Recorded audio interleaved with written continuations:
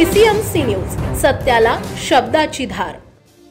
पिंपरी चिंचवड महानगरपालिकेत हेल्मेट शिवाय प्रवेश नाही। राज्याच्या अपर पोलीस महासंचालकांनी राज्यात हेल्मेट सक्ती करण्याचे आदेश जारी केल्यानंतर पिंपरी चिंचवड महानगरपालिकेच्या सर्व कार्यालयांमध्ये हेल्मेट सक्ती करण्यात आली।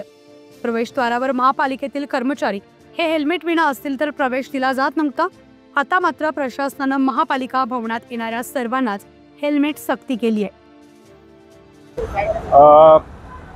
गेल्या आठवड्यामध्ये आयुक्त पिंपरी चिंचवड महानगरपालिका तसेच पोलीस आयुक्त यांनी हेल्मेट सक्ती बाबत जे आदेश काढले होते त्याबाबतची अंमलबजावणी गेल्या आठवड्यापासून पिंपरी चिंचवड महानगरपालिकेच्या आवारामध्ये चालू आहे।